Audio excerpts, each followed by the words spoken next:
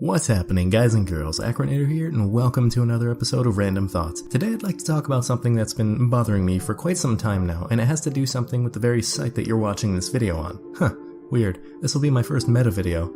Anyways, let's dive straight into it. I still remember just over a year ago when the entire website exploded over YouTube Red, and whether or not it was going to ruin everything. No one had any idea how it would affect content creators, and in standard YouTube fashion, they weren't explaining anything. Of course, the bandwagon died down once the service went live, and we figured out that content creators actually get more money from Red than from watching ads. But still, can we really call this a win on YouTube's part for providing a service that's competing with the free version of itself and is only slightly less dead than YouTube Gaming? Not to mention the horrible incentives, offering ad-free viewing in a world where there's just as many ad-blocking services as there are videos, as well as the weird array of exclusive videos. These Red Originals, as they're termed, could have been the thing to bring in the big bucks, but fell flat on their faces. That's not to say that it's a complete failure. YouTube wouldn't bother keeping up a service that wasn't profitable, but you hardly even hear about Red anymore. When the Red Originals were first announced, I was actually intrigued enough to wait and see what was promised to release. What we got was, well, predictable. A bunch of big-time family-friendly YouTube celebrities given the chance to fulfill their dreams of making a D-list movie. Maybe that's being a bit harsh. There's nothing wrong with being family-friendly, and the production value of these projects is definitely top-notch. The problem is YouTube's approach in what to offer to their loyal subscribers. What's the one thing that pretty much all the Red Originals have in common? They all look like they are made for television. Seriously, go to the Wikipedia page for YouTube Red and take a look at how many times the genres comedy, romance, and horror show up. Pretty much every exclusive series or movie put through this program lives up to the cringiness of the Smosh movie. And that's just it. YouTube is trying too hard to emulate television in Hollywood when those mediums are obviously the kings of their own domain. YouTube didn't become the cultural phenomenon it is by copying mainstream media. It got to where it is by carving out a path that only online videos could provide. You don't need these massive production sets with tons of money poured into them to make something special. You just need a moderately talented team making something truly unique. Like, no offense to PewDiePie, he seems like a pretty cool guy, but Scare PewDiePie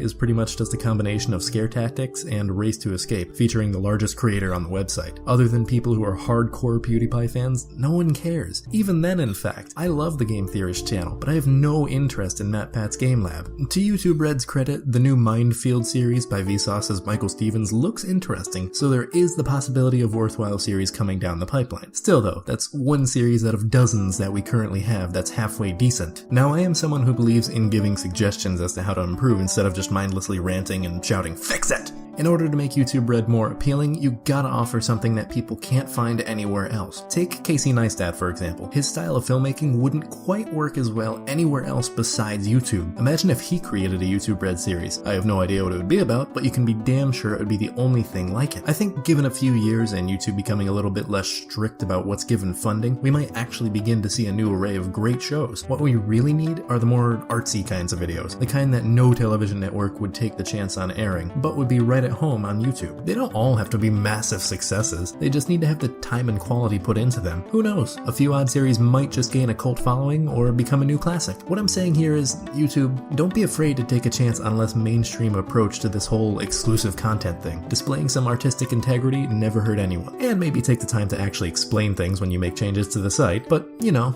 baby steps. Well, I hope you all enjoyed this video. If you did, feel free to give it a thumbs up. If you want to see more like it, maybe even subscribe. I'd really appreciate it. Links for my social media and whatnot are in the description below. And as for the comment question, are there any YouTube Red Originals that you enjoy? Like I said before, nothing besides the new Mindfield really interests me, but I'd love to hear your thoughts on the matter. Anyways, that's all the time I've got for today, so until next time, don't die.